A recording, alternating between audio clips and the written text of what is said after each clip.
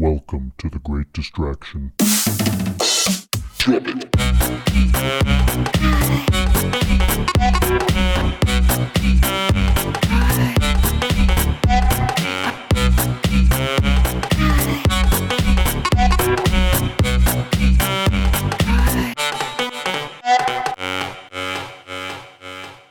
Hello again, everyone. This is The Great Distraction, and today the topic of discussion is plastic water bottles. My name is Ben, and with me today are my co-hosts Thomas. How's it going? And Glenn. Hello. Thank you for joining us. The Great Distraction is a podcast that focuses on a vast and random range of topics, and we hope that each episode leaves you with, if nothing else, something to ponder. As always, we'd love to hear from you. Questions, comments, and topic suggestions are always welcome. You can contact us on Facebook or via email at greatdistractionpodcast@gmail.com. Plastic water bottles are freaking everywhere. They're all over the place, man. Man, and getting worse. And we this is a personal one, I think, for Thomas and myself, and probably Glenn too. I never asked him. We have a deep hate for these things, and I think I've talked to Thomas about this before we even get started in this. We've discussed how we try to, and I realize that this is easier to do for people who don't have children or even just live by themselves. Thomas and I both, and I think Glenn probably does too, we kind of strive to buy as little disposable wrapped items as possible. So if you can avoid buying something that comes in individually wrapped, plastic wrapped things, don't do it.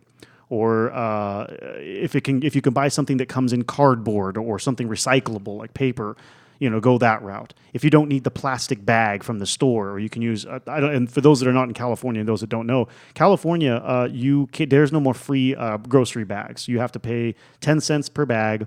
There are still plastic bags available, but they are not the old school super thin style that you would just throw away when you went home. These are now cost 10 cents per bag, and they are very much reusable. They're a very thick plastic. They're actually really cool, I guess, as long as you reuse them. But that also depends on which county you're in, because there are counties that are plastic free. That's true. Yeah, some of the counties won't even offer. They only offer paper. Well, isn't recycled San paper. Francisco is one of them, right? I think Sacramento is too. I don't know if there's Really? plastic bags in downtown, or at least in downtown area. I can't speak to that one. Yeah, I think in the Safeway that we go to down there's two Safeways, and they only have paper bags. So I don't know if that's because they're not allowed to do plastic, but anyway, they're phasing out plastic bags for that. There's also in California, you have to the restaurants cannot hand you, they're not supposed to, or make available. You have to specifically ask for straws nowadays. Yep. And many of the restaurants, at least again speaking for Sacramento, are switching to the paper cardboardish straws.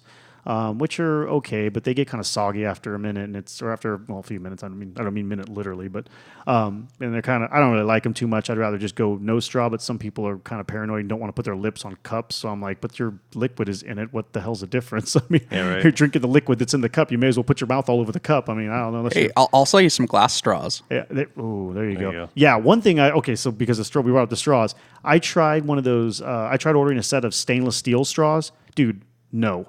Don't do it. It touched my teeth once, and I was like, fuck this. I'm never using this thing again. I did not like that feeling at all. I don't know what it was, but it was just terrible. And I talked to other people, and they said they had the same complaint. So then I had seen some the newer stainless steel straws that are coming out actually have, I think OXO. I love kitchen accessories, and OXO is pretty cool. They make awesome ones. I think they make a version that is actually silicone tipped. But then now you're putting silicone in your mouth. You're putting plastic right back there. Yeah, so it's kind of like, I don't know, what are you trying to fight here? Why don't you just not use the damn straw? And then what are you going to do? Yeah, well, I think the biggest thing is they're trying to get rid of the single-use. Oh, absolutely. Plastic, yeah. So, and it's really cool too, because a lot of those reusable straws that you buy for home, because you're not going to carry these with you, to the restaurant or whatever. Unless you got kids. I might. Yes, yeah. You could in your Merce, dude, in your man purse. Dude, hell yeah. Along with some. I've got a case with some glass straws. Yeah. What I have been tempted to bring my own nice quality chopsticks to places, because some places have like those. Dude, some places have those horrible wooden ones. There's a couple of quality levels of wooden chopsticks that you get. And sometimes you go to a sushi restaurant and they hand you the shittiest, those ones that like flake off. You got to break them apart. Dude, those are awful. You want the bamboo ones that are like... Yes, the bamboo ones are good, but sometimes they give you those ones that you break them apart and the damn thing, you have to like rub them together because there's so many splinters and shit that comes off of it. And that's considered an insult to the restaurant. It is. Yeah, whatever, dude. Well, then they can buy some better quality chopsticks, so I don't have to like get food in my or get splinters in my food. You know, like that's ridiculous. Well, you're not trying to pick splinters out of your gums? Oh man. So anyway, yeah, I've thought about bringing my own chopsticks into places, so I didn't have to deal with that crap. I guess I may as well start bringing straws too. But anyway, what I was going to say is that those straws that you purchase for home use, some of them are actually kind of nice because they're big. So like if you make a milkshake at home, you can really suck in some milkshake. So Ben really likes to suck on a big straw.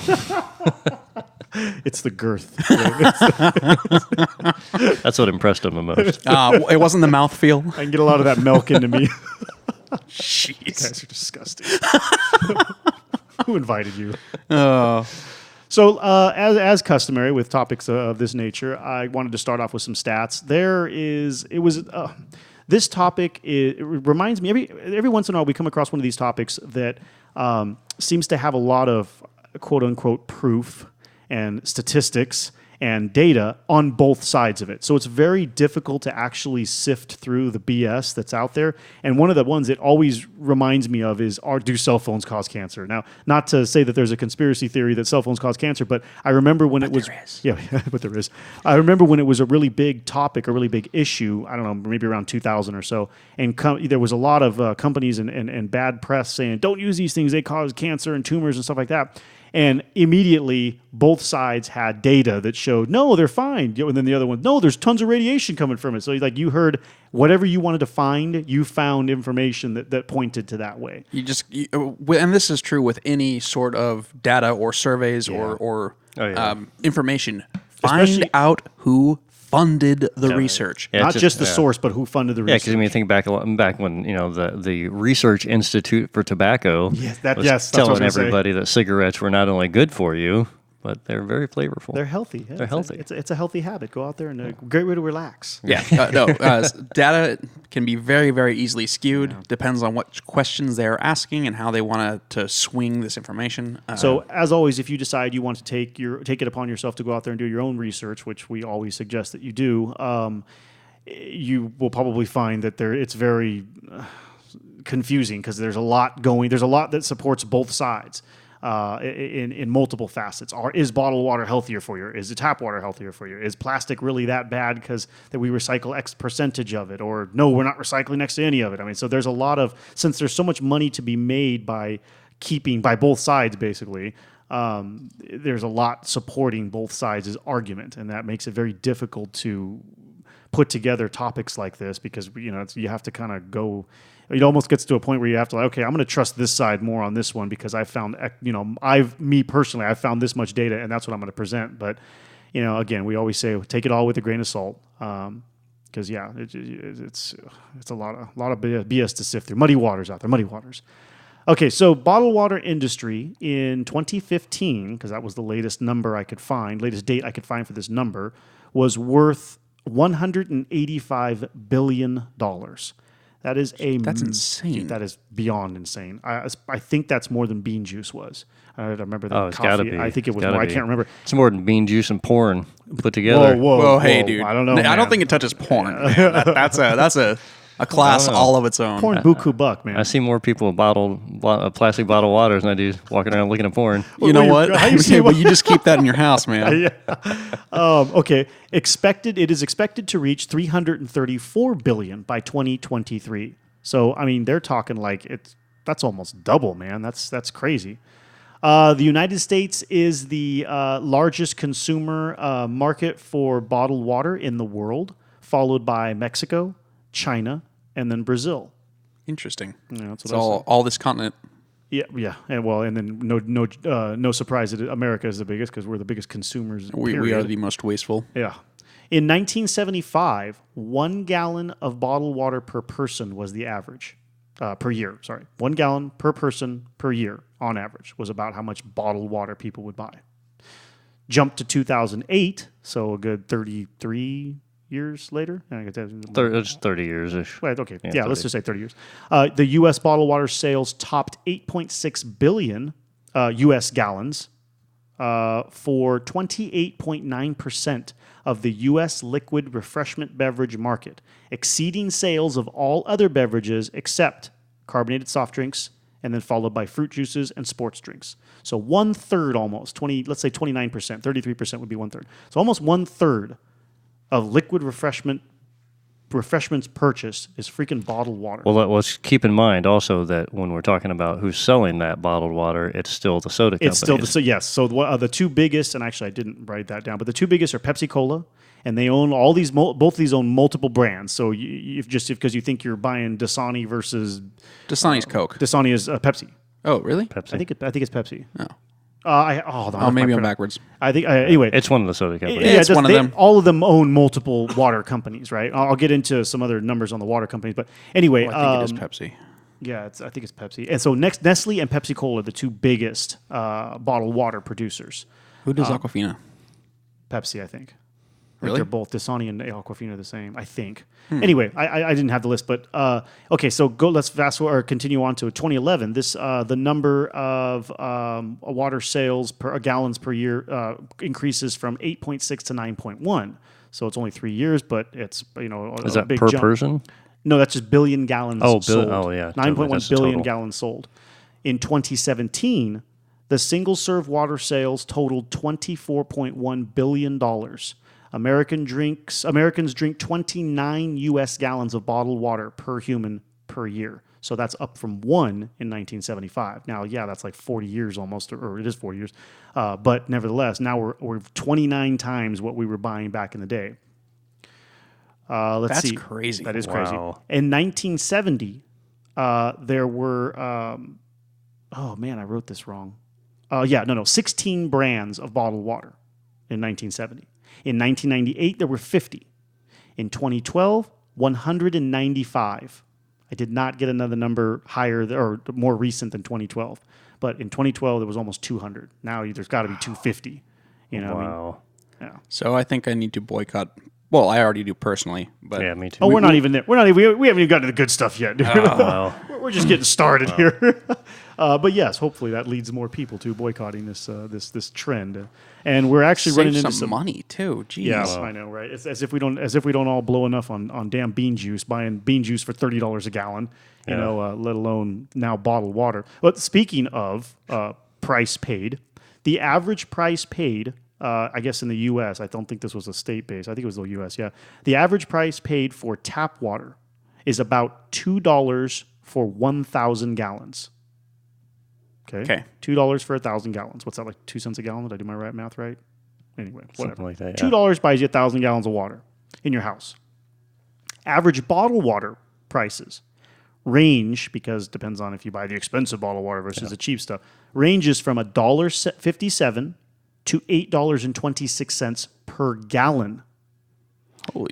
When it comes to that stat, what we pay currently for a bottled water is, I think the average I saw the most was about 2,000 to 10,000 times what you pay for a tap. Yeah. So equate that to a sandwich. So it's a hell of a sandwich, man. It's like a $10,000 sandwich. So if you want to just rationalize the amount of money people are spending for a bottled water because it's in plastic and it's at the convenience store, you might as well buy a $10,000 sandwich because that's how much overpaying you are for the water itself. And we'll get into the quality of the water later. Oh, yeah. So that lends to ask the question, why in the hell are people doing this? Marketing schemes, convenience. Yeah, we got a lot of reasons here. So actually, let's talk about. I did not include any of those. I got a whole list of other ones here, but let's talk about marketing. So, Thomas you were saying something about. We've talked about this before, just in private conversations. Like a lot of industries that want to sell something, they have to create a need for that. So I think it was in the 70s or the 80s when Coca-Cola companies were starting to kind of like flatline on their profits for selling soda. They decided they wanted to come up with something else. So bottled water was the first thing they did. So they took the advantage. So what they did was they attacked tap water. Yeah. They had huge campaigns. There was one, I believe it was Fuji or one of the other companies, did this huge campaign against Cleveland because Cleveland had this issue about their water for a little while, which was totally bogus. I lived in Cleveland, beautiful city, awesome people, the water's fine. They attacked them with this huge campaign saying that it was better than the tap water in Cleveland.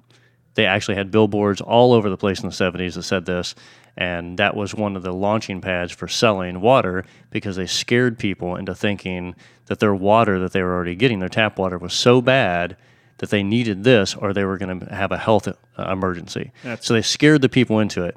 And the city of Cleveland decided, F you, we're going to get back at it. So they started testing everything and proved and put up their own campaign in the city of Cleveland to prove that their tap water was actually better than the bottled water that was selling this advertisement. They were selling at that time. Yeah, but they had already scared enough people into thinking. But and yeah, that's you where planted the seed. That they planted the seed. Yeah. So you create a problem, you create a need Yep. or a panic or something about something. All of a sudden, everybody needs to wear red underwear because any other underwear makes you. Then you create the sense of urgency. You create this sense of urgency. No one's ever going to be able to reproduce because you're not wearing red underwear.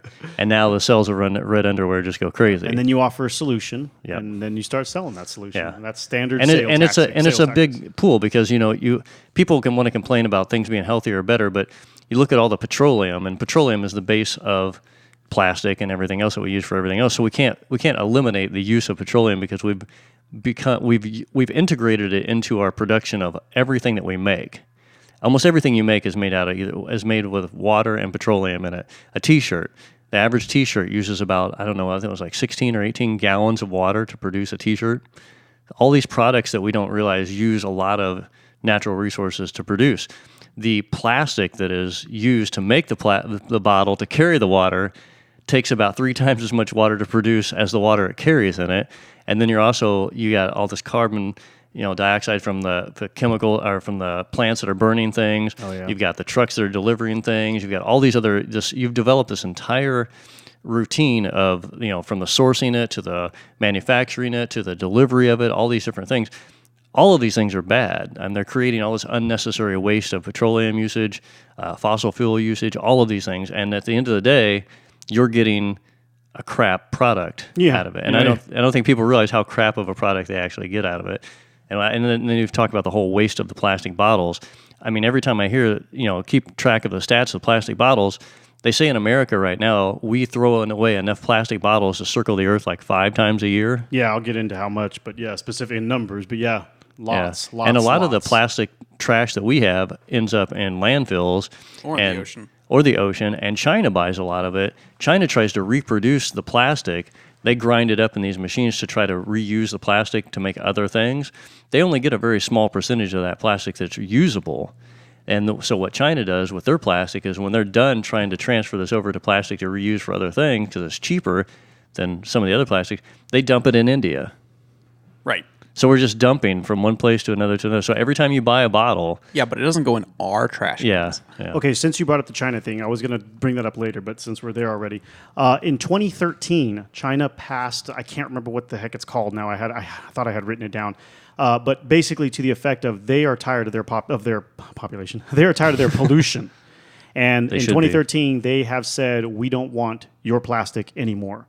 And the amount of plastic that America has been sending to China for decades, for recycling purposes has dwindled down to almost nothing. So they don't want our plastic anymore. Wow! Because it's causing pollution to recycle it there. America was like, hey, take our trash. We don't want to produce pollution here. You guys deal with it. They're like, yeah, well, we're rich now. We don't want to deal with this. Well, and the thing about that is that scenario right there is a vast reason why a lot of the products are not produced in America anymore because of the pollution and the EPA standards. And every time I say to somebody, we have a lot of extra regulations on manufacturing that we don't necessarily need, you immediately hear people yell and scream, what do you mean? We have to have regulation. But not all of the regulations we have are based on health. They're based on money and making money. Oh, yeah, absolutely.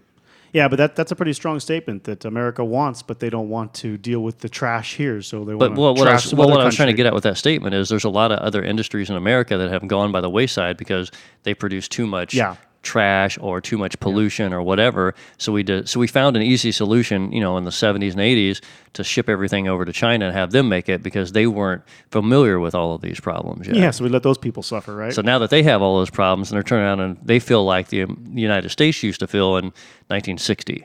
If you, I don't know if you know much about LA, but my family's from LA, and my dad told me that in the 60s, the pollution in LA was so bad that the sky just basically looked gray or brown most of the time. I had heard that was how it used to be, and I've not spent much time in LA, but yeah, I had heard that before. And that's what China looks like now. If you see a lot of photos or videos, I've heard that from as well China, too. That's real bad. Like you don't want to be in certain parts. You don't want to be out there breathing the air. If you ever wonder randomly in America, if you're walking around and you see Chinese people with the masks on, that's what they're used to doing. That's a normal thing for them.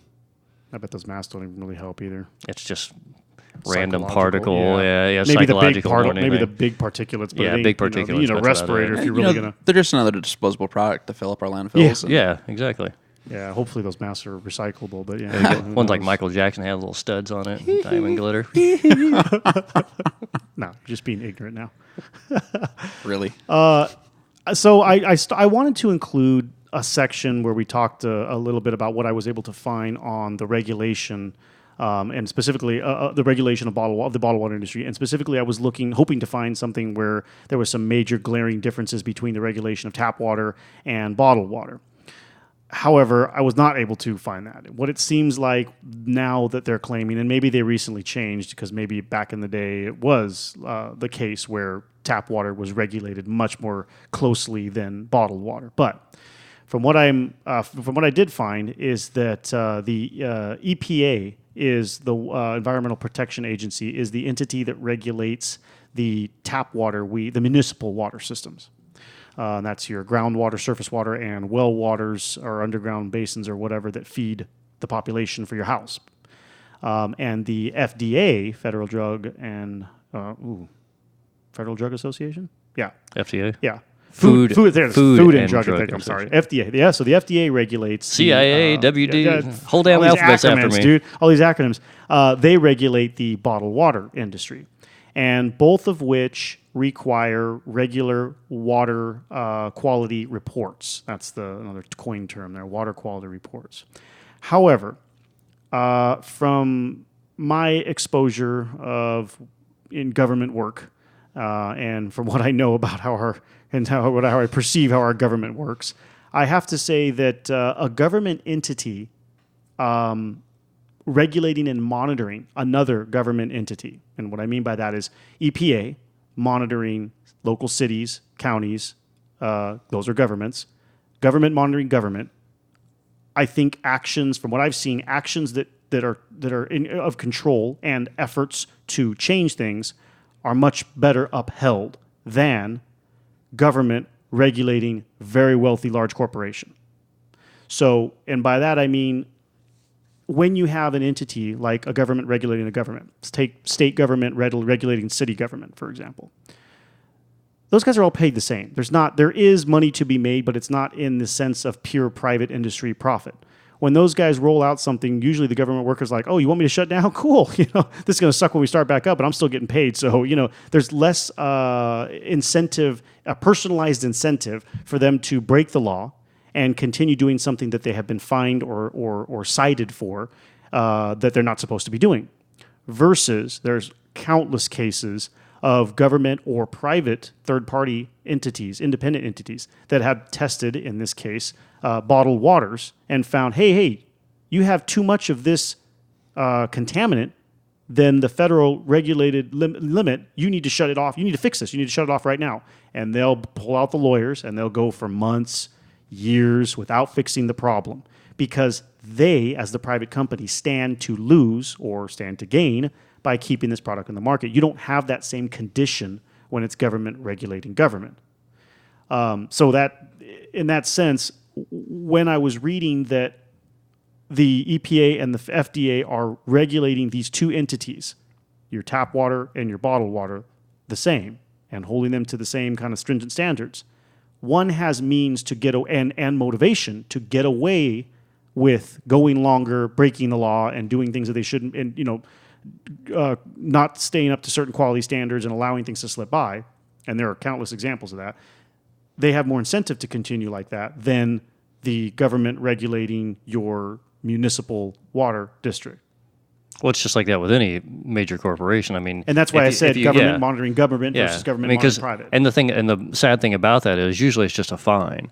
So like a major company says, oh, we're going to dump all of our waste in this river. Well, if you dump it in this river, that's a $80,000 fine. Well, it would cost us $8 million to do something else with it. It's so stupid. A lot of companies will do that too. They'll or the monopolies type setups, or they'll give them $100,000, and they'll push it out to the media too. They'll push it out to the people, and they'll say, we fined them $200 million.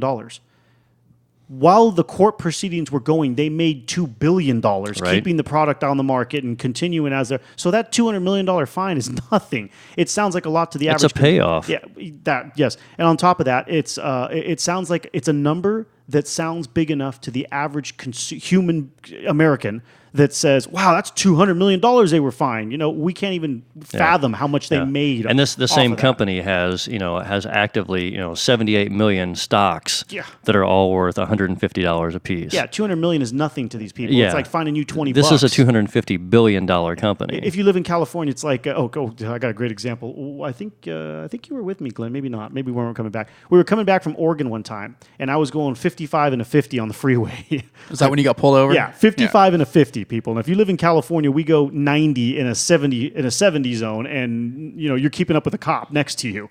They do give speeding tickets. Don't get me wrong, and they're crazy. So he pulls me over and he tells me I'm speeding. I was like, what? I was like 5 miles over.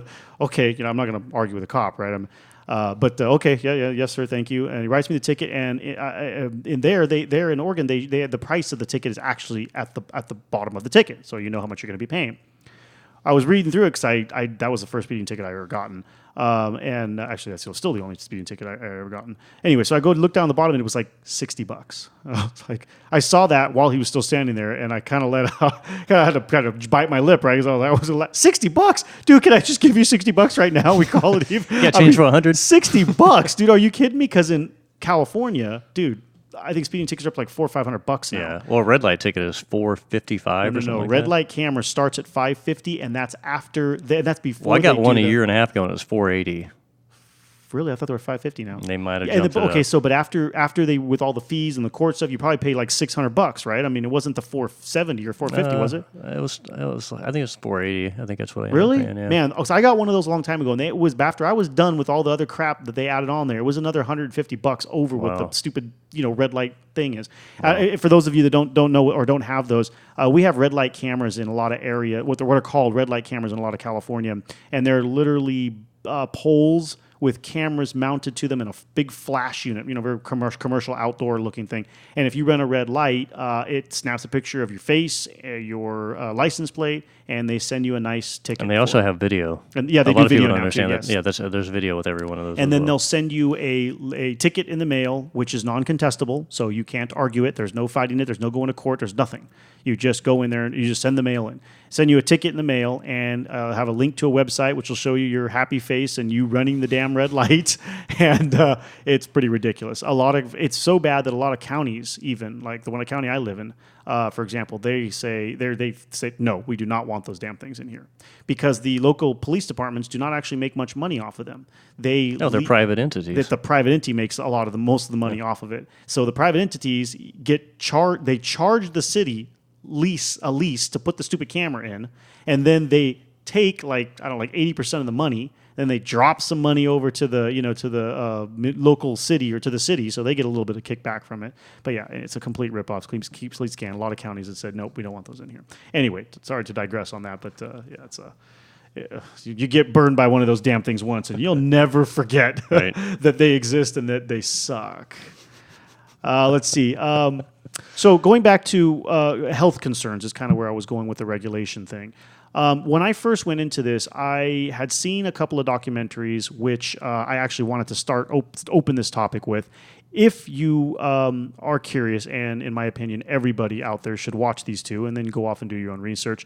They're a little older now, I think, but they're still not that old. I mean, they're still very modern. There's one called Tapped, Tapped, and there's one called A Plastic Ocean.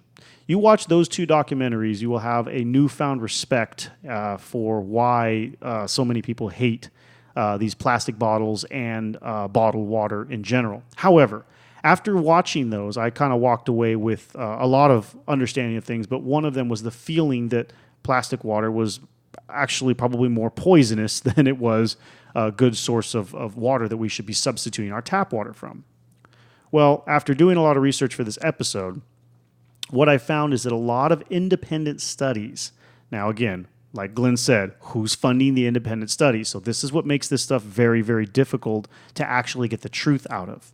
Nevertheless, if you do your own research, you will probably find, as I did, there's a lot of independent studies. Some of them are city-based, government-based. Some of them are or funded by government. Some of them are funded by private industry. Some of them are just independent companies that go off and do it themselves. It seems to be very hit or miss, trying to answer which is better, tap water or bottled water. Because in some areas, some of the tap water has problems. Sometimes when they pull it from the tap, there's rotting copper pipes that is putting, or broken pipes that is allowing contaminants to enter your water stream at your tap from your faucet. So it's in some cases they found high levels of contaminants in the bottled water. It's almost, from what I was finding, it sounds like it's 50-50. Like you take a chance either way. You either, if it makes you feel better to pay more money for the bottled water, Yeah. Well, I think the biggest thing here is if in the water situation is to provide your own sort of filter. Yes. There's tons of home filter systems that are not that expensive that you can put in that do specific things. Yes. To clean water and make it better. Yeah. Like you said earlier about Ben and I both have had this conversation and I chose a long time ago to not buy anything or as little as sold in plastic containers as possible. If I'm getting gas and I'm thirsty and I go into the gas station, I look around in my local convenience store or whatever, and everything is in plastic, I leave without buying anything. I don't even go in there because I know do everything. Sometimes, unless I'm but sometimes starving there are. or But that's what really annoyed me with Snapple. Snapple dumped the glass bottles That into was plastic, and annoying. I stopped buying Snapple. Yeah. So if you're listening out there, F you guys. Yeah. Yeah. You know why they did that. Yeah. Yeah. To make 2 cents more per unit times 400 million. So something interesting. You mentioned the filters or the private filtered water. Yeah. The plastics, they actually contain chemicals that will leach into your water from the container. Yes. So you do not want plastic coming in contact with your food. Anything that you are going to be ingesting, you do not want to touch plastic. Yeah. As a matter of fact, I went through and switched all my Tupperware to Pyrex. Yeah. I don't use any of the Rubbermaid plastic Tupperware anymore. Mm-hmm. As far as water filters go, most of these water filters are plastic containers. Yep. Your Brita filter, it's a plastic jug. Yep. But there are some available large stainless or other material filters with the ceramic filter elements that you can pick up. But they're The carbon filters. a lot of them aren't available in California. Yeah. Because there was a regulation passed requiring a certain filter test to be passed. I don't know what the specifics are, but it prevents a lot of the companies that have personal water filter systems. Probably Prop 65 because everything is Prop 65. From being sold in California. You can buy it in any other state but in California. Well, I wonder if that Alfian system is available in California because it's a stainless container.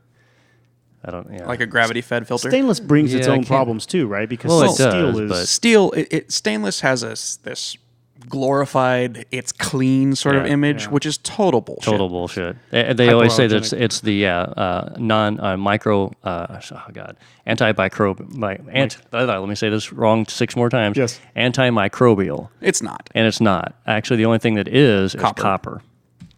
Yeah. But nobody's going to buy copper containers, so they're going to be 20 times as expensive. So you're telling me when I'm drinking out of my Moscow Mule cup, I'm drinking a clean drink. Hells yeah. Nice. That is, yeah. They're just a pain in the ass to get the oxidation off. Right. It's a lot of ketchup and vinegar. Right.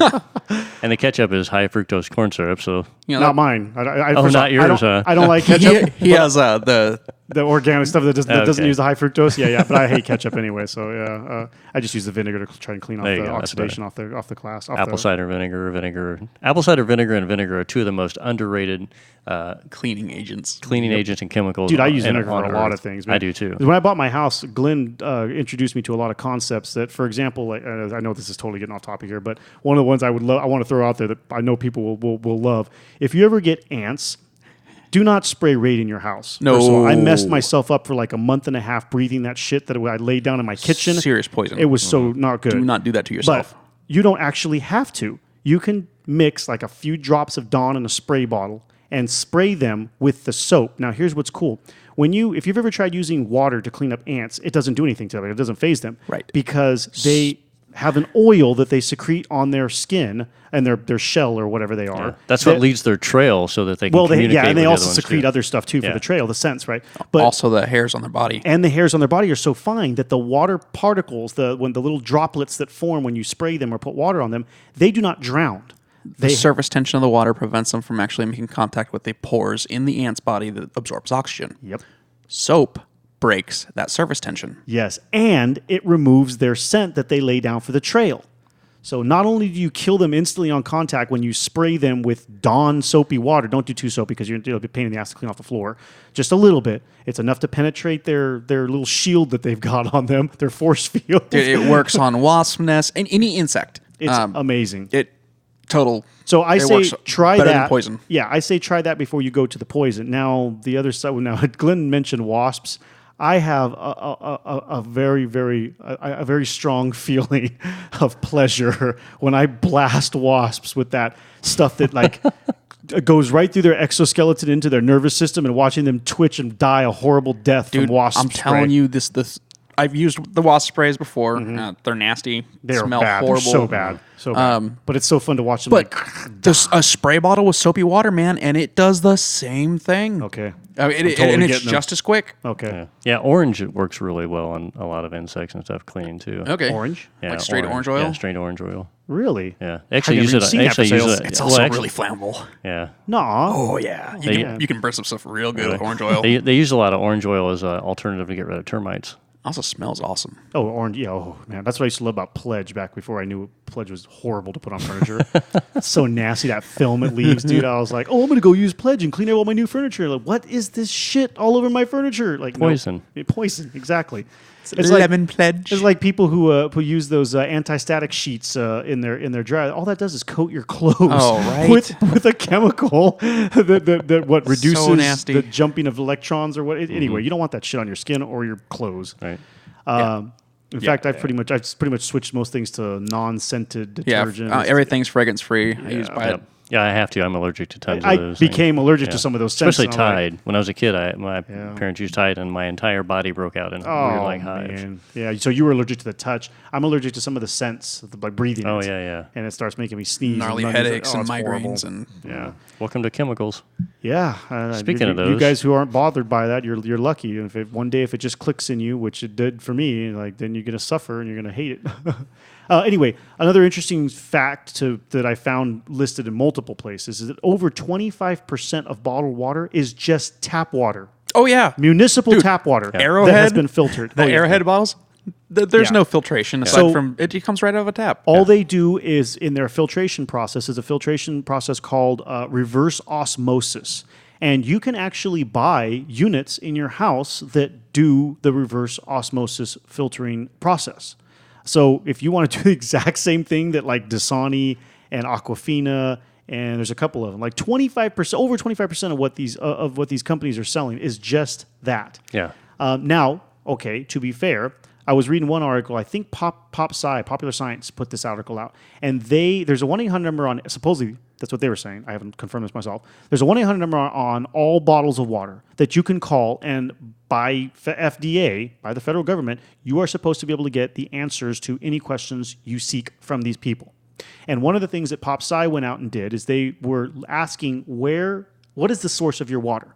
Like physically, where are you guys pulling this water out of wherever you're getting it from? And they would tell them.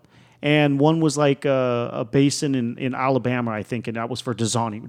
That was where Dasani came from, I think, or maybe it was Aquafina. Anyway, it doesn't matter. So if you don't like the taste of that particular water, and it happens to be one of the bottled waters that is just reverse osmosis filtrated, which again, you're supposed to be able to ask these 1-800 numbers as well. You can then essentially what you're saying is you don't like this tap water from Alabama, which is completely possible. Maybe you don't like this particular. I've noticed different mineral contents affect the flavor of the waters. I have definitely noticed that some cities, wherever they get their water from, taste way better than others from the tap. Oh yeah. Not that this matters to most people, but for me, Fair Oaks water is freaking amazing. I don't know if you guys have ever tried. I love Fair Oaks water. My grandparents live there. Every time I go there, I get a glass of water. Well, nothing you can do. Carmichael water is awful. Is it? Oh, man. Nasty. Probably the homeless people peeing all over the place. Downtown Sackwater. Dude, it's so bad. But if you want to test your own water, all you have to do is if you get like I forget what the exact measurement is. It's a really small if you take like a shot glass and fill it like test it for what? Test it for what? To see. Well, that's more testing for like pH levels. Okay, pH level testing. You can take a half a shot glass and put 3 drops from like an eyedropper of iodine in it, and it'll change. All water will change color as a reaction from the iodine, and it'll tell you what the pH level is in the water. And so we'll get into the pH level thing later because that's a whole other story. Since you mentioned since you mentioned testing your water, because again, one of the biggest feeding reasons that people are drinking so much bottled water is because they are generally afraid that their tap water is bad. This blew me away. I went down south to visit my family, and these ideas are spreading. They're outside of LA, and they will not touch tap water anymore. They're convinced that it's unhealthy to drink the tap water from their tap. They will buy cases and cases of bottled water. And if they're going to make tea, they pull open bottled water, and they're buying the cheapest of the cheap bottled water. Don't they realize that they're poisoning themselves by doing this? They haven't, dude. People haven't. If they haven't been exposed to the concept, if you're only handed the marketing of one side, that there's something wrong with your tap water, you haven't heard the marketing from the other side, and this one sounds convincing, you go with what sounds convincing. You just don't know any better. Well, and the thing is the plastic container, we talked about this before, the off-gassing of plastics. Any material. If you ever own a car, anybody who owns a car, the dashboard. Okay. The dashboard. If you ever say, "Oh, I can't," I'm always cleaning the inside of my window. Oh, it's got this weird film in it. That's off gassing from the plastic, the petroleum in the plastic from your dash. All plastic off gases forever. If it's in an enclosed container like a bottled water, that's off gassing into that water the entire time it's in the water. The average bottle of water sits in its plastic container for a year. Yeah. So it's had a year to soak up these plastic residues. And then also temperature plays into this. Yep. So fluctuations in temperature increase that rate of off-gassing. Yeah. Yeah. So if it sat in a storage warehouse, while it was going from Mississippi, the tap in Mississippi to Oklahoma where it's being sold, say it took a year for that to transfer, And they don't move those bottled water in refrigerated trucks or temperature-controlled trucks. It's just whatever the hell goes across the country and in. So if it happens to be moving in July through Arizona, it's going to hit 140 inside the back of that truck. Oh yeah. So it increases all that, and so that's one of the things that nobody, of all the research I've done with the water, nobody's really testing those sort of chemical reactions in the water that I can find. They're testing the source water and what goes into the bottle. They're not looking at what is coming out of the bottle. I was just going to say that. Yes, I couldn't find anything in, and I read several water quality reports, including the one for my city, where I get my tap water from, comparing that to the tests that are run on the bottled water, Dasani, and there was a couple others that I pulled up for. You can find these if you guys want to see them. They're done annually, and they're out there. They're required by law to do that, so it's not like they're doing due diligence. They just do it because they have to do it. I could not find anything for the bottled water test that stated this. We're testing from the bottle. They're not going out there grabbing a bottle that's been delivered to a store finally, who sat in what warehouse and sat in what vehicle for how long, who knows, and then testing the water. They're testing it before it goes into the bottle, is my guess. I wish we had a friend who worked in some sort of lab that could test things like that, or somebody who worked in the water department could test things and just hand them bottles of different companies, bottled water, and say, just pour this out of the container and test it and tell me what's in it. Yeah. Now, that said, I also found an interesting fact, I guess. I'm assuming this is true, that there have been no cases of heavily contaminated bottled waters, just instances where certain contaminants were higher than the federal limits, but not crazy freaking high. So I don't know what that means then. I guess it means they haven't sourced their material, or the source they're pulling from hasn't been affected by like fracking or these other things that are contaminating city water supplies. That could be, and then and supposedly these are done by. Well, if they got it from tap water anyway, it was already going through the municipal system. It was already cleaning it, right? So it was semi-cleaned before they turned on the tap and that's pumped why, it into their bottles. So that's a good point, because and there were a lot of them were saying that's why what they do before they bottle that tap water is very minimal, and it's also justification for that they use, their lawyers use, for why they don't need super high regulation, because they're like, dude, we're already pulling water from a regulated source. Now, what are you doing with it when your factory, and what are you putting into and all? You mean they're not up there on the glaciers and the mountains? Yeah. Carrying harvesting giant things of ice in trucks and letting it slowly melt into a perfect container that gives you the same image that's on the side of the plastic container. Supposedly, some of those do get runoff. They have facilities that capture runoff from through what? Who knows? But a bunch of campers that were pissing all over the fucking hill. I got some water for you right here. I got some runoff for you. Yep. So that surprised me. And I tried to find some severe cases where, we have definitely heard of cases where cities' waters have gone bad due to mining, due to pollution, bad infrastructure, all kinds of stuff. That definitely happens. But I could not find any situation where there was just some serious, like bad poison. People were dying or getting super sick. Well, Flint, off Michigan. Of the bottle. Well, no, I mean from the bottled water. Oh, from the bottled water. From the municipal water. Oh yeah, that can definitely happen. Now, and that is one proponent or necessity for bottled water, because in those circumstances, in emergency circumstances, that was quoted, emergency circumstances or situations, yes, bottled water can be a savior, because you need to get water to the people. Right. It's like if you travel to Mexico, but if you're voluntarily using bottled water for no good reason, your standard.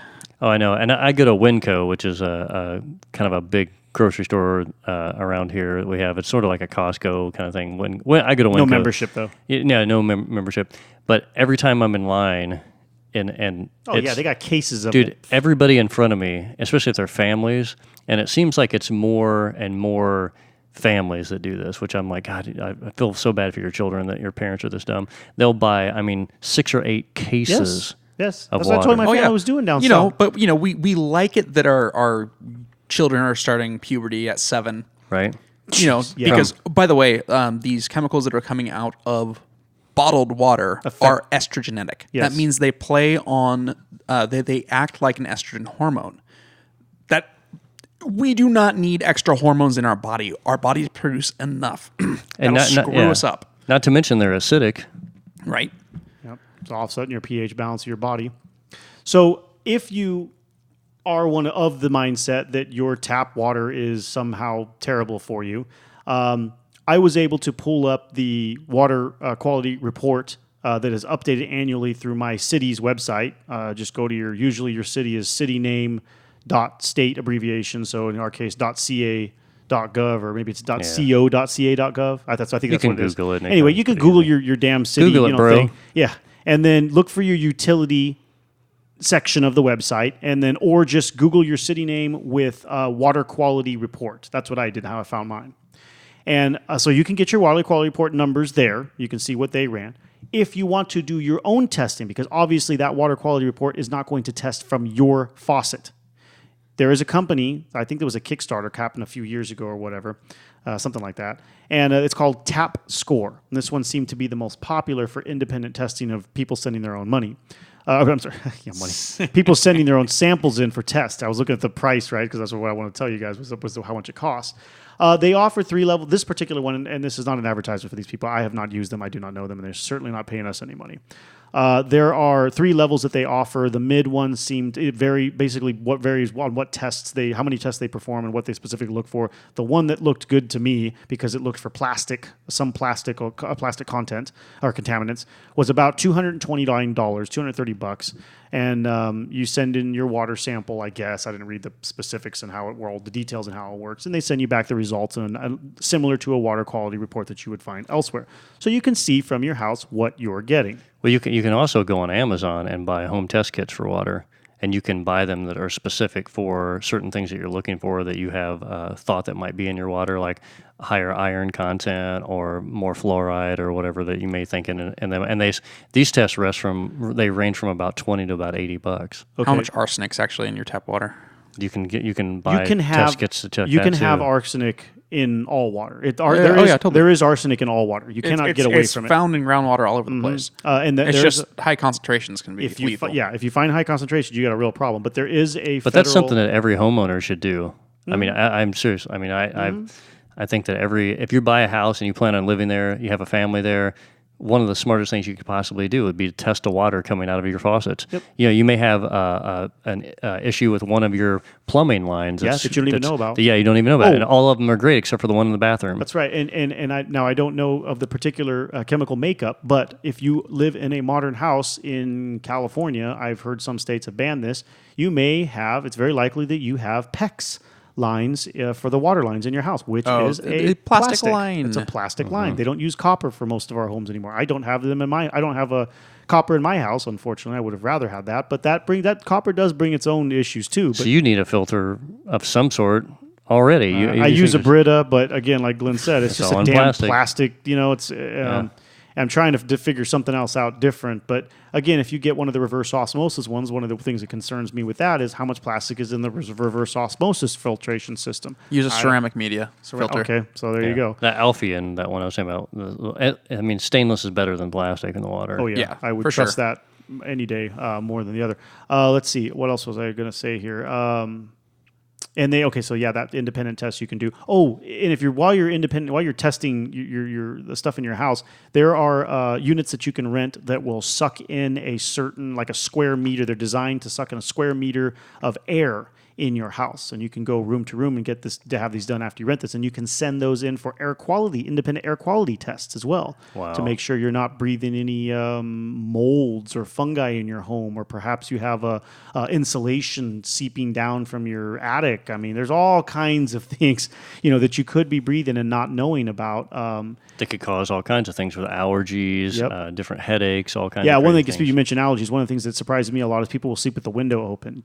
People don't always understand that there are new allergens that come out at nighttime, like spores and bugs and their dander and stuff like that will blow into your house while you're sleeping. And if you wake up stuffed up, or maybe you wake up coughing, eyes itching, like you're just giving yourself an allergic reaction in the nighttime. When you're personally, I keep my windows closed just because of a security issue. Right. Well, if you have a second story, it's a little safer. But yeah, you're a little bit. Yeah, they could throw. Yeah. Anyway, throw a grappling hook up in there. Well, I mean, an extension ladder is pretty. Yeah. Fucking Batman broke into my house last night. Yeah. I mean, exactly. I'm sorry, but Ninjas. if I have a ladder in my truck, I can get up to a second story window in like 2 minutes. Absolutely. And I like my house. I like my house up like Fort Knox, dude. Yeah, I don't really open the windows very often around here at all. Yeah. Well, if I hear somebody, the first thing I do is grab the shotgun and go see what's up. Nice. Say hello. Yeah. Let's see. Okay. So Hand him a glass of water. a glass of water. I'll hand him a bottle of water. Kill them slowly, very slowly. Here, take this plastic bottle and shove it up. Another interesting thing I was reading about was there was an independent study done of 28 major metropolitan areas, the water from there. And they found what seems to be a growing trend these days. 24 of the 28 had strong evidence of a wide range of prescription and over-the-counter drugs, including antidepressants, antibiotics, anticonvulsants, anyway, and sex hormones. This is a serious problem. Yes, and huge and growing. They used to recommend that when you had medication expire or that you were done with it, you flush it down the toilet. No, seriously, this was actually a recommended the same doctor practice. that says smoking's healthy. Right. Yes. So this used to be a recommended practice. Yeah. And I remember that habit has held over. And, you grow up, your parents flush down the old medicine. That ends up breaking down and it... I've never heard that before. I throw that shit in the garbage. Oh, totally. Well, I mean, that's what you ought to do. Yeah. But, I mean, that used to be the commonplace. Wow. Well, I think there are, like in California, I think we do have places that you can take them to dispose of. Sure. Yes. But also, yes. These things go through your body and you urinate and it passes those chemicals back into these systems also. Yep. So it really is unavoidable, but nevertheless, it's... Actually, when I'm drinking, you're a 6. But when I'm drunk, you're an 8. Nice. That's clever. That works. I like that. That works on multiple levels. Look at this. I didn't know Thomas was bringing his A game today. Let's see. Okay, so we had already mentioned this one. A reverse osmosis filter will get rid of most contaminants. And like we said earlier, that's all the bottled water companies, most of the bottled water companies are doing, well, a large majority. They're just running that stuff through a reverse osmosis filter. There's just like some guy getting paid $7 an hour with a giant screen under the tap. I think I got it all, Bill. Sifted it through there. But a charcoal filter, which is your standard carbon filter. Your activated carbon. Yep. Yeah, from like a Brita filter or whatever, is typically more than enough if you're getting an odor or a taste that you don't like from your tap water. Right. Like I said, I use the Brita filter, and when they're new, they taste. I like the taste comes out of it, or whatever. Not that I don't like my tap water taste, but it's just I don't know. For some reason, it makes me feel better. Well, you brought up a conversation we had a couple weeks ago that I think we should kind of interlude real quick when we're talking about tap water, and we had this. What I was saying was you had told me a story about someone you knew who was using hot water from their tap to make like tea and hot water things. Yeah, and I don't know if people don't understand the danger of that. Yeah, that's different. You should throw that out real quick because we're talking about tap water Absolutely. and water that comes out of your house. So there's a reason that you don't want to drink hot water out of your tap because it generally runs through a steel water heater. It comes from your water heater. Yeah. Water heater. Yeah, and that's exactly what it heats up. Things leach into it. You have rust in your tank. You're not out there cleaning your water heater. As a matter of fact, most people don't know. I think annually you're supposed to be draining them, and nobody drains their water heater. Yeah, nobody does. They don't do anything until they break. Right. Yeah, exactly. And if you ever looking into the inside of a water heater, I bet it's nasty. Oh, dude, God, it is terrible. disgusting. So next time you're taking a shower with nice warm water, think about how old your water heater is and all that rust and iron that's being thrown all over your body. Yeah, but before you go too far on that route, you're right. But before you go too far on that part, a lot of that material and contaminant settles on the bottom of the unit. Usually, you're right. A lot of it does. Yeah, usually you're pulling your hot water from the top of the unit. Right. So once you run out of hot water, it starts getting cold. That's when it's really getting nasty. Right. There you go. So don't take long showers or get a bigger tank. But definitely don't drink warm water from the tap. That or use one of those instant hot water heaters. But that's not coming from the water heater, right? No. That's coming from that's a inline. Yes. Yeah, those are cool. Yeah, I've been wanting to put one of those in my house. Those things are awesome. Yeah, they are really cool. I've been looking into it a bunch. They're like $600 to $1,000. No, you're talking about tankless water. Oh yeah, sorry, I'm talking. He's talking about the little spigot that you can install next to your sink. That is basically a tankless water heater, right? It's a little tiny mini one, and then you can. So if you want to make tea, you just put up the little spigot right there. You get boiling water immediately. Yeah, I was talking about the main one to replace the those tank. are awesome too. Yeah, I highly recommend those. My problem with those is that they're unless you have solar, you're kicking up your electricity usage, and I don't know how it is for everybody else, but here my gas is like I don't really use gas, so my gas is dirt cheap. And my gas is like $10 a month. Yeah, my electricity, however, a whole different story, and I don't really want to add more heavy use of electricity to it. But yes, those things would be much cleaner because you can actually take them apart and clean them. Absolutely. And they also don't break in and just dump water all over your house. And in California, a lot of people put hot water heaters in their attics, in their garages. Oh, I see them all the time. That's crazy. No. A lot of times, yeah. Yeah, so that is one really bad thing is you got this 50-gallon, 35-gallon water tank in your garage. It will leak at some point. At some point, it's going to go out. And it goes everywhere, and it's a freaking mess. And I don't know what you've got in your garage, but Insta-flood. The stuff I've got in my garage, no, it does not do well with water at all. So yeah, that was one of my biggest reasons. But those things are running off like a 60 amp circuit, like a spa. So if you have a spa at your house and you know how expensive it is when you're running that damn spa, well, now you just doubled another spa. Because the few people that I know that have the tankless water heaters haven't really complained much about the electricity use. Really? Yeah. Well, it's only on when you're running hot water. Yeah, that's true. That's a good point. Yeah, so if you go a day or two and you don't really use any hot water for anything, I mean, it's not charging. You're not paying for it. You're not worried. So it's only heating the water as it's going through the system. Yeah. It's not constantly keeping a boiling, water temperature, I guess. Yeah. So okay, we're gonna move on here. We can't talk about plastic bottles without the biggest issue period. All we've kind of focused on is the water coming from them, but the real topic here is kind of a two-parter. Trash. The trash, man. The damage to the planet and environment and just our general life, way of living here. Americans are throwing away, as I understood it from 2018, 22 billion plastic water bottles a year. That's insane. Yeah. Plastic is floating all over our ocean Like there's high particulate counts in some areas.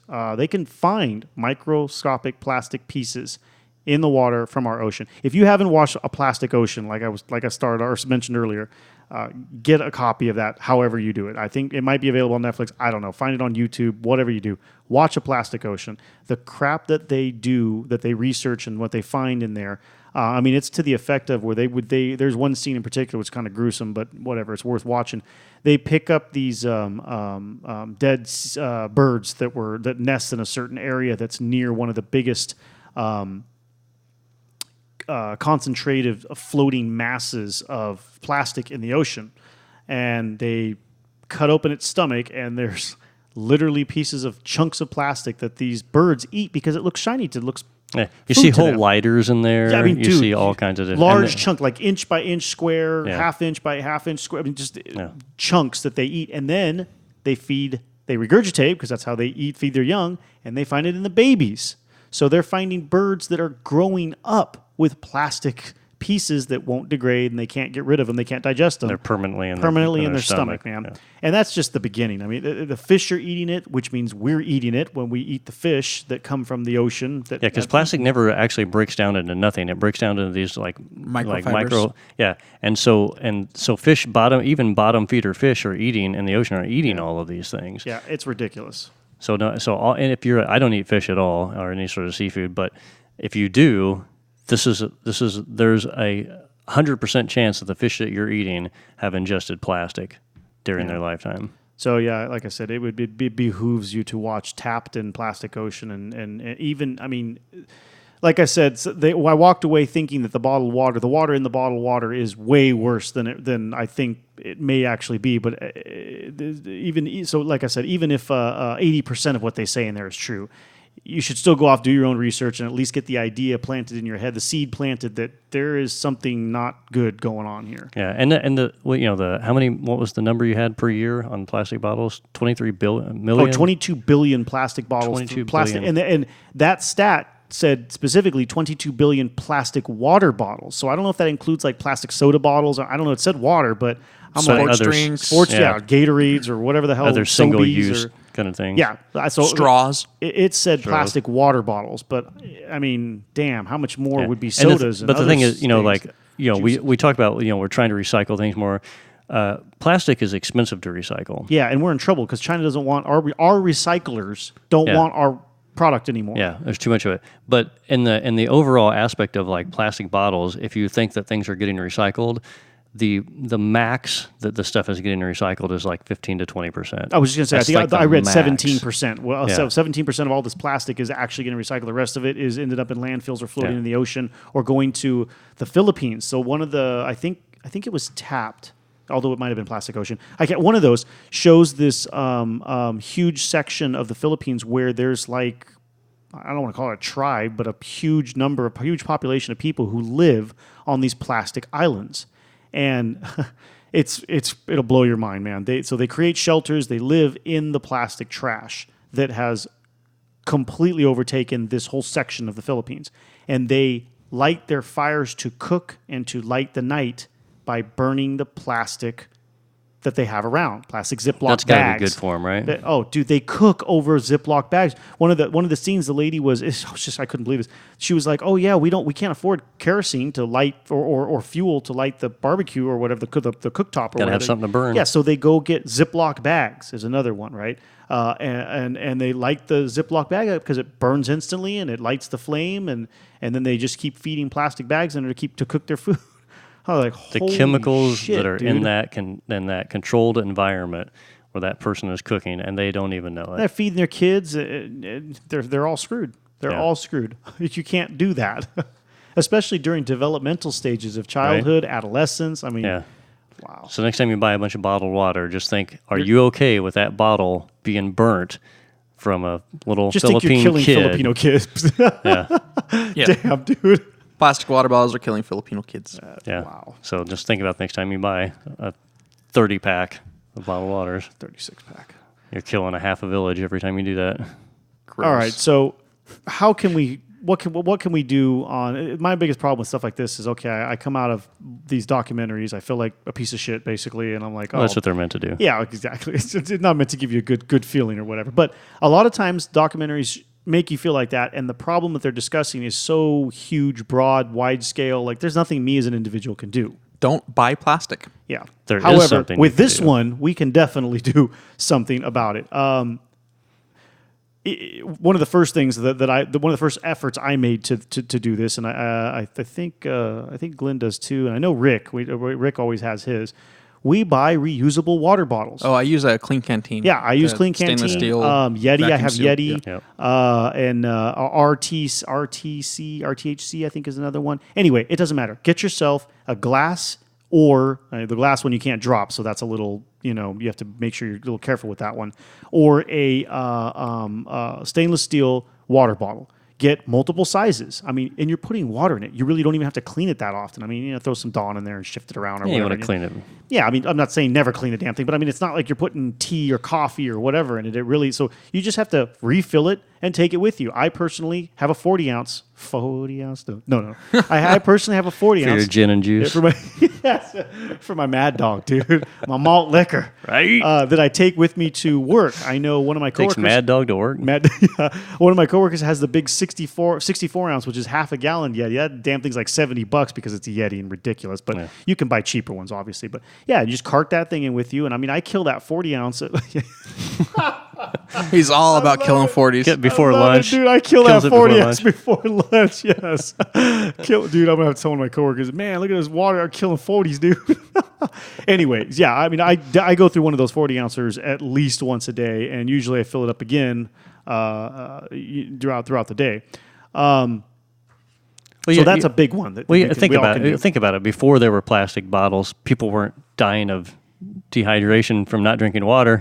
Yeah. Right? No, I mean, We had canteens. Well, we were had using lots of a other lot of people things. used to use the igloo, the plastic igloo. Remember? yeah. So that Yeah, but I'm talking about 1800s. Oh yeah, with the canteen, bladders, Yeah. canteens, metal canteens. oilskin. Yeah. Yep. So we've gotten through times in history without Yeah. all this crap. We can do it again. And I think the general consensus for a lot of people who are trying to be a little bit more aware of their environment and what they're doing and trying to vote with their dollars. Is that something we say all the time, is vote with your dollars? Because a lot of people are starting to understand how much trash and pollution that this is causing. And we're starting to back off a little bit. Actually, from the last few things that I noticed when I was doing a little bit of research was the bottled water sales are actually starting to slow down because a lot of people are putting information out there and trying to promote the fact that you're just putting garbage just on the gluttonous planet. wasteful. It's extremely gluttonous One waste. of the things I pride myself in is sometimes I can go like 2 or 3 weeks without even putting my trash can from my house out to the street. I just don't need. Now I understand I'm one person, but everybody can make an effort to be consciously aware of, hey, maybe I can buy stuff that doesn't generate a piece of garbage. Or buy stuff that's in a recycled container. Yeah. Dude, I hate throwing stuff away. Yeah, me too. It's Yeah, and then a majority of my trash is like Amazon cardboard boxes, which Yeah. I'm hoping are recyclable. I mean, they're paper. Well, it's product, cardboard. but it's cardboard, but Yeah. Are you breaking it up and putting it in your recycling? okay. Well, in my he's got the Placer County dump system. yeah, which, in our county, it's like it's Do actually they separate it once they- it gets yeah. to? 'cause a So lot of them essentially, do. they sift through your trash. Yes, Okay, that's it's good. actually renowned in the country for being one of the most efficient Nice. dumps out here. It's pretty insane. So pretty we don't have efficient to. dump. Yeah, it's a pretty efficient dump. We don't I have have to. one of those what a every dump. morning. Nice. Awesome. Yeah, he's on his A game today, man. Get her done. So here we only separate our yard waste and our trash can, and you throw all your. There's no recycle bin, which is a rare thing because most counties have separate recycles bins. But it does go back to voting with your dollars. If enough people decide that we don't want this anymore, then things will change. Yep. They companies have to change based on their profit margins. If they're losing money by doing something that people are avidly saying we're not going to support this anymore, they will change. But that's the only way that they will change. I hope Snapple has lost an enormous amount of sales. Oh, I stopped buying them when they went. I did too. When that was the one go-to I had in a convenience store if I was traveling or something, because I only buy glass containers. If I can't find anything unless I'm dying of starvation or thirst, I don't buy anything. I can do without. If I'm not traveling with a stainless container or something. Yeah, and if you have a stainless container, you can also if you go into a convenience store or whatever, a lot of them will let you fill up your your container, your personal container, with soda if that's what you want to fill up your container with, or the water from their filtered soda machine or whatever. Yeah. You can usually do that for free. So if you have that, if you make the investment for a couple of different sizes, which is what I recommend, those stainless steel containers, some of them, and the insulated ones are freaking amazing. But, And if you're going to complain about the cost of one of those, just remember you're paying 10,000 times more for your water. So even if you're than buying you a should be already. $100, one of those $100 gallon Yeti jugs or whatever, I mean, you're still going to make your money back and not buying bottled water, which they're just raping you on. Yeah. Okay, another suggestion: try a filter. If you don't like your taste of your tap water, we understand it's still plastic, but get the damn Brita filter. It's still going to save you money. If you're drinking bottled water, you're drinking plastic anyway. So obviously you don't care about that, right? And then you can look for something if that fixes the problem for you, and all of a sudden you're and then stick it in the fridge, because cold water is always nicer than hot water, right? Or room temperature water. And then if that works for you, then start looking for a more permanent or a less plasticky filtration system. Actually, we should go back a second, because digesting room temperature water and warm water is actually better for your stomach. Yes, it is. Yes, yeah, absolutely. But Cold beverages that go into your stomach actually produce a small shock, and it's harder for your stomach to digest it, which leads to fat. However, it does increase calorie burn when you drink cold water. It does. It does, because you have to spend the energy to warm it back up. That makes sense. I like it. That makes and sense. when you're in the dead of summer, I don't know how everybody else's summers is, but when it's 100-something degrees outside, I don't want no hot water, bro. Yeah, right. Like, I'm not doing that. But you're right. It does help with digestion. Yep. Yeah. One point on the water bottles, the reusable personal water bottle. Yep. Watch out for the Nalgene ones. Don't go with that. What is Nalgene? It's I haven't heard of this one. type of plastic they advertise as being BPA free. It is BPA free. Yeah, BPA is not the only problem, though, people. It doesn't. It still contains all the other chemicals that are still poisoning you. Yeah, BPA is just the one that got marketed, and now they use it as a marketing thing to sell you plastic. They just used to turn it around on us. That's all they did. Totally. Yeah. You know, another thing about the water is, I don't know if we haven't really mentioned this, is when it comes to water and tap water and stuff like this, and trying to choose what's better or worse, one of the things we need to pay attention to is our pH levels of water. So, I mean, the average bottled water, and it seems to be most tap water and bottled water seem to land in about the same range of the pH levels, and they're usually about 5, mid 5 to mid 5. So on the acidic side. So it's on the acidic side. So if you know anything about pH levels, the human body averages about 7.3, 7.35 is what your pH level is. So you have acidic and you have alkaline. And when you drink a lot of acidic products... Base. Well, it's called acidic. Basic. A lot of people call it acidic base. and basic. Oh, well. That's your other extreme. Anyway, go on. I'm sorry. Okay. So there's different phrasing for that too. Yes. But if you drink something that is more acidic and the pH level is lower, like sodas, beers, things like that, that also in the bigger range of your general health, that also feeds things like cancer cells. So those sort of things will promote cancer cells. And create better conditions for them to thrive. For them to thrive in. So if you raise your pH level and you're drinking better quality water, it actually starves off some of the cancer cells. And there's lots of other things that clean, fresh water can do. Everybody obviously at this point understands that good, clean water is good for you. There's lots of options out there. I shop at a place called Sprouts here in California, a grocery store, and I buy these glass bottles. They're green glass bottles, and I think they're like half a gallon or something like that, and they're like $2.25, which is cheaper than bottled water. Mm-hmm. And the pH level on those is between, I think, 7.25 and 7.5. Okay. Something like that. They taste amazing. To get you a little more basic water into your system. Yeah, and if you can raise your pH levels on some of your intakes like water, it actually helps flush out a lot of the toxins that live in your blood. So it helps clean that out. Obviously, you don't want to run super, super high all the time, but increasing that pH level to help clean out your system it's like a cleanse of any other type. So it helps. So if you have arthritis pains, you have joint pains in any way, in a manner like that, or just weird little arthritic type pains, if you're drinking acidic products, sodas, all this other stuff is bringing down your pH level, those are adding to the pain level that you're experiencing daily. Among all kinds of other ailments that high sugar content and caffeine, all other stuff is doing to you. But we're talking about water today. Yeah. So the thing about the water is, be aware of your water. Understand that there's more to water than just whether it's wet or tap water or whatever. You also got considering the pH levels of things, and it's a good investment to have those things. There's a lot of water systems that you can buy for your home that actually do help increase the pH level of the water that you're drinking. Yeah, they're very worthy investments.